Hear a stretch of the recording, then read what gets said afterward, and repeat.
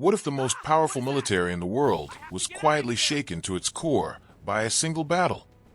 Not because it lost, not because it surrendered, but because something inside it changed forever.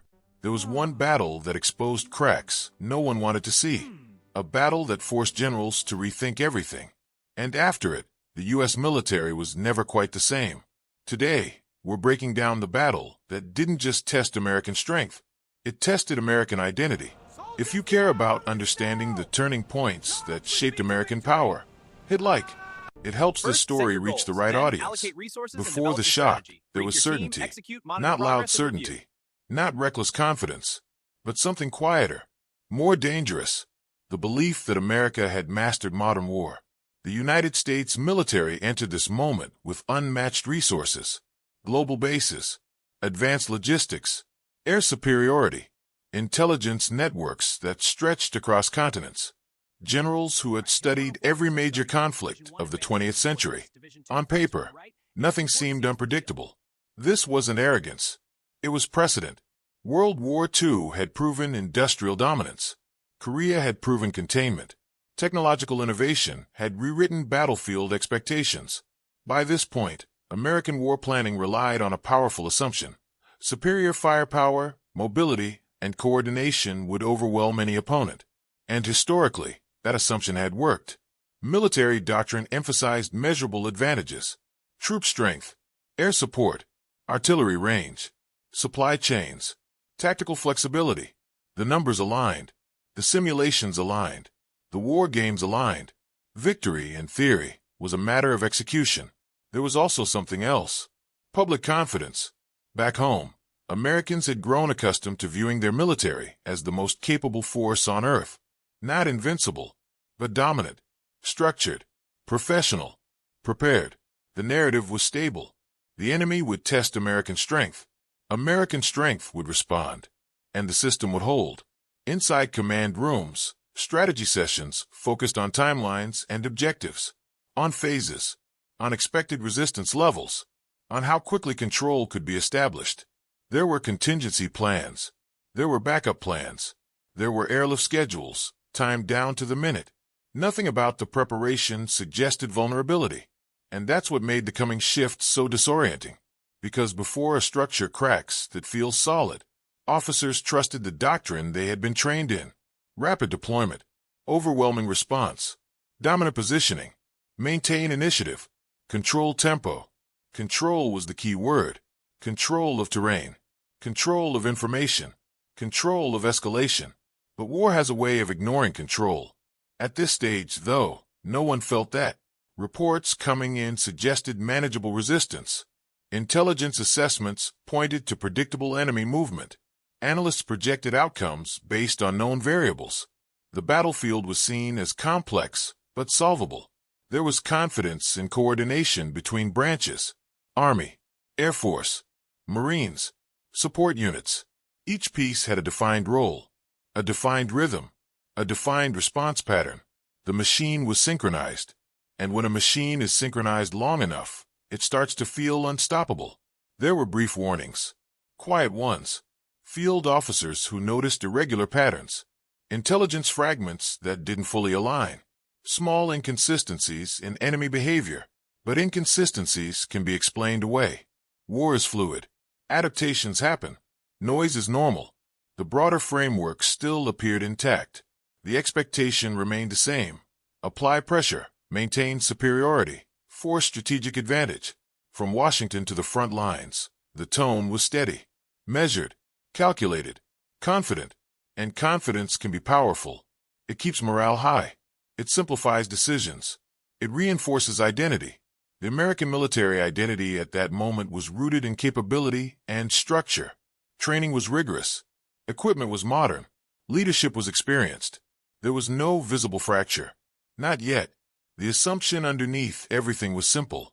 Whatever the challenge, it could be absorbed, adjusted to, outmaneuvered.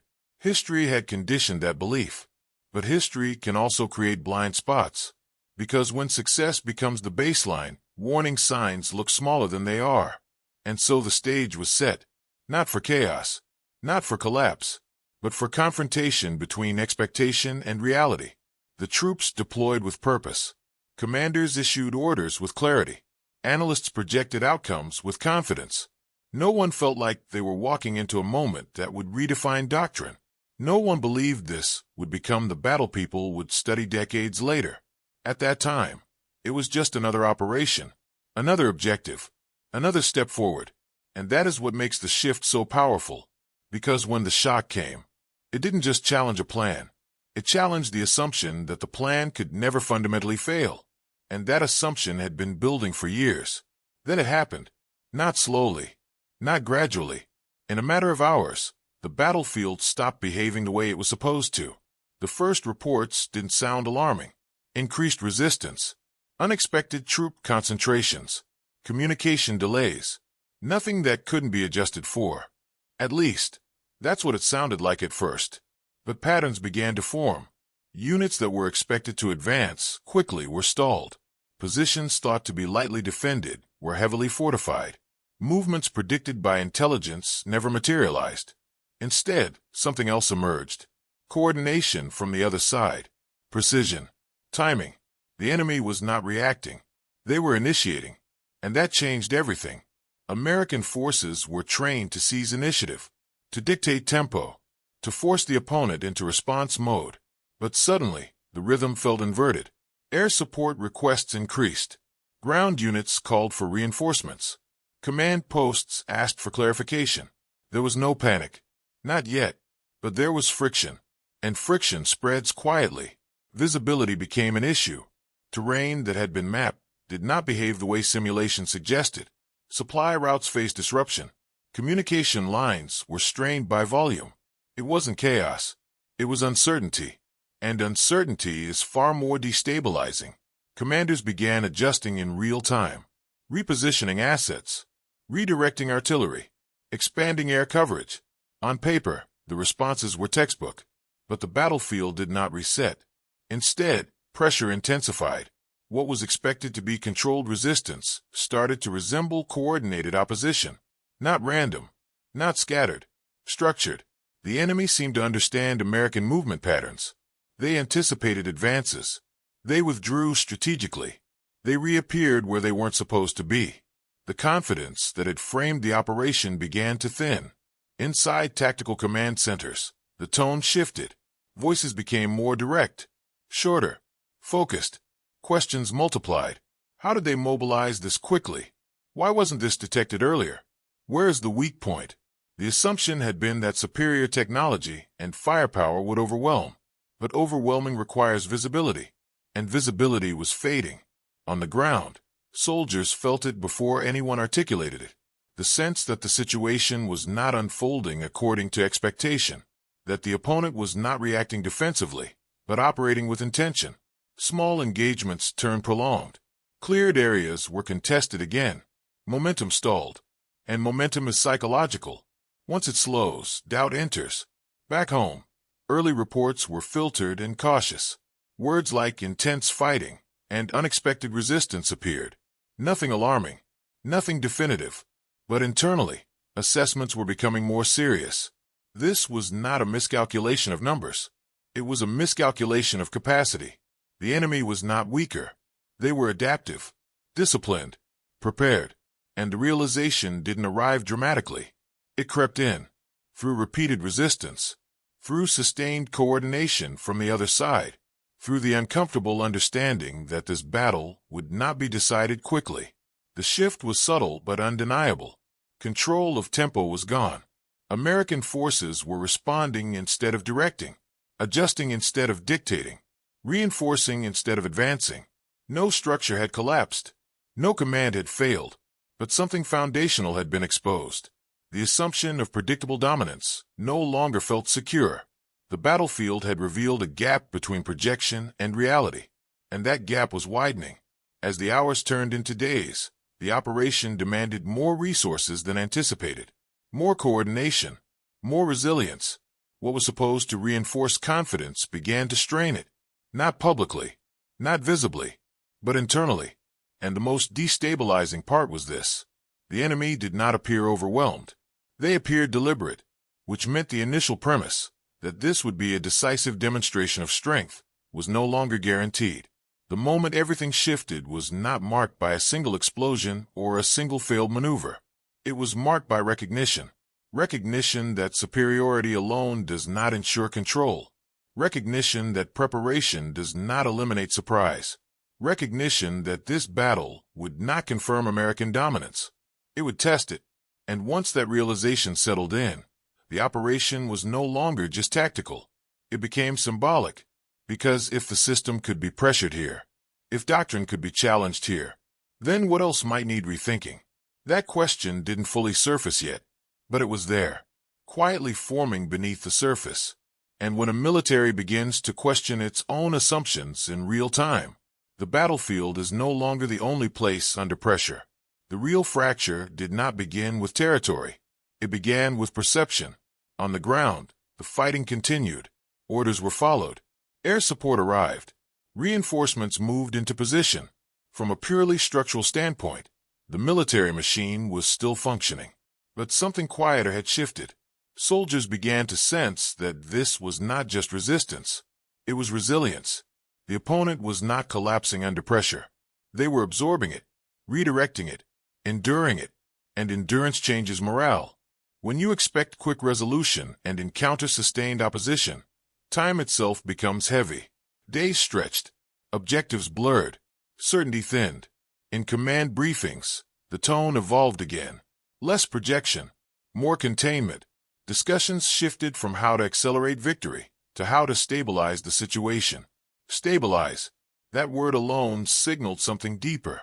The assumption had been forward motion. Now the focus was preventing regression. Inside the ranks, the psychological weight built gradually. No dramatic breakdowns. No visible collapse. Just the steady realization that superiority did not feel absolute. Troops noticed patterns. Engagements that required more effort than predicted. Defensive positions that reappeared after being cleared. Intelligence updates that felt reactive instead of anticipatory. It wasn't fear. It was recalibration. And recalibration under pressure is exhausting. Back home, the narrative began to shift in subtle ways. News coverage grew more detailed. Casualty numbers were analyzed more closely. Questions appeared, careful at first, about strategy and duration. The American public had long associated its military with decisive outcomes. Speed, overwhelming force, clear objectives. Now the story was more complicated. Commentators debated timelines. Analysts dissected tactical decisions. The sense of inevitability surrounding victory began to soften.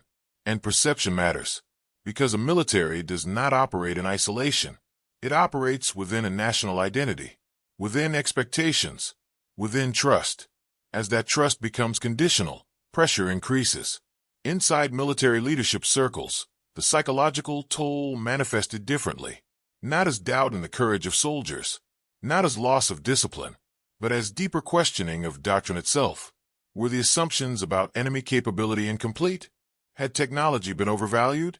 Was adaptability underestimated? These questions did not signal weakness. They signaled awareness. But awareness can be destabilizing.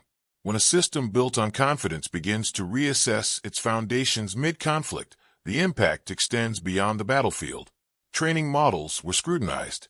Intelligence frameworks reevaluated. Communication structures examined for blind spots. The machine was still moving, but now it was looking inward. And that inward look can be more intense than any external threat. For soldiers returning from engagement zones, conversations changed tone. Stories were more complex. Victories were described with qualifiers. Successes felt conditional. The simplicity of expectation had been replaced by nuance. And nuance does not always translate easily to a public accustomed to clarity. The psychological collapse was not dramatic. It was cumulative. Each unexpected resistance, each prolonged engagement, each headline questioning progress. Together, they created friction within the broader narrative of American dominance.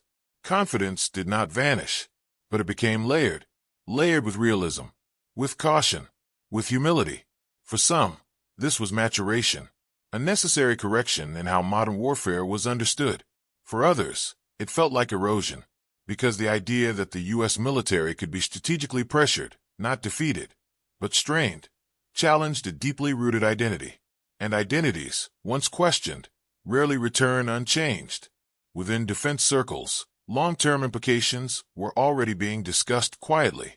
Recruitment messaging, tactical flexibility, joint operations coordination, the need for deeper cultural and regional intelligence.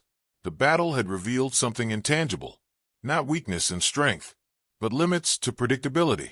And unpredictability is unsettling, especially for an institution built on planning. The real damage was not measured in ground gained or lost. It was measured in certainty reduced. And once certainty fractures, it rarely restores itself in the same form. The military would continue. It would adapt. It would modernize. But after this battle, it would do so with a new awareness. That dominance requires constant reevaluation. That superiority does not eliminate vulnerability. That control can shift, quietly, and when it does, the impact echoes far beyond the battlefield. After the battle, the noise faded. The reports were archived. The units rotated out. The headlines moved on. But inside the institution, the silence was active, because what had been exposed could not be unseen. The military did not collapse. It did not retreat from global responsibility. It did not abandon its posture. It adapted. And adaptation, in this case, was not cosmetic. It was structural. Training programs were reevaluated, not to increase aggression, but to increase flexibility. Simulations began incorporating uncertainty in ways they hadn't before. Command exercises emphasized unpredictability, decentralized decision-making, and rapid tactical adjustment. The idea that overwhelming force alone could guarantee control was quietly retired. Not officially, not publicly, but practically.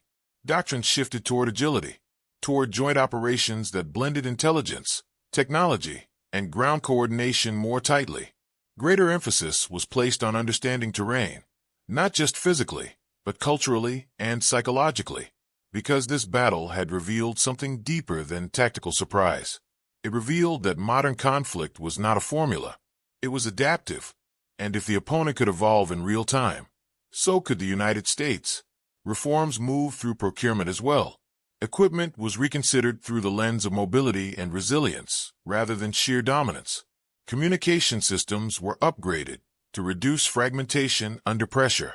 Intelligence networks were redesigned to detect subtle shifts before they became operational shocks. But the most important transformation was internal. Confidence remained, yet it was no longer unexamined. Military academies began studying the battle not as a failure, but as a case study in overconfidence. Officers were taught to question assumptions earlier, to look for weak signals, to challenge predictive models. The narrative changed from, "We cannot be surprised," to, "We must expect surprise." And that shift may have been the most lasting consequence of all. Publicly, the debate matured too. Conversations about strategy became more nuanced. Media coverage evolved from triumph-based framing to analysis-driven reporting. Americans began engaging with military complexity in a more layered way. The illusion of simplicity was gone. In its place stood realism. And realism can be uncomfortable, but it can also be strengthening.